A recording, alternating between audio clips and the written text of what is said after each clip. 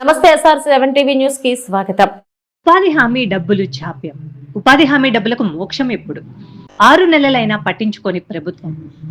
ములుగు జిల్లా వెంకటాపురం మండలం అలుబాక పంచాయతీ ఏజెన్సీ గ్రామమైన ముత్తారం గ్రామంలో 5 నెలల నుండి మహాత్మా గాంధీ జాతీయ గ్రామీణ ఉపాధి హామీ పథకం కింద 100 రోజులు పనిచేసిన కూలీల డబ్బులు ఇంకా జమ కాలేదని కూలీలు వాపోతున్నారు.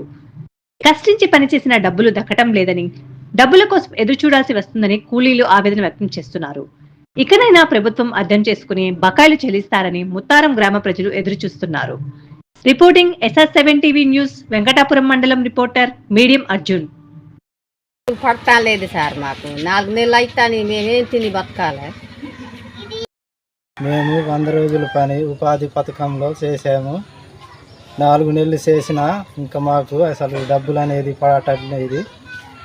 అందుకోసమే మేము ఏం చేయాలో అర్థం కాక మరి ఈ సిచ్యువేషన్లో ఉంది. అందుకనేసి మేము మాట్లాడుతున్నాం. 100 రోజులు పనులు పడతాను, డబ్బులు పడతాను లేదు. 4 నెలలు చేసి అట్టనే ఉన్నాం. ఏమైనా డబ్బులు కానీ వస్తాను లేదు సార్. ముత్తారాము 4 నెలలు పని చేసినాము, మాకు డబ్బులు పడతలేవు. వెళ్ళి మా కరువుకు అట్లా బాధపడుతున్నాము. ఎప్పుడు పడతాయో ఆ డబ్బుల గురించి మేము తిప్పలు పడుతున్నాము. ఈ వ్యవసాయాలు అట్టనే పోతాని ఆ డబ్బులు లేక నీళ్ళు ఎట్లా చేస్తాలో నీళ్ళు చెయ్యి.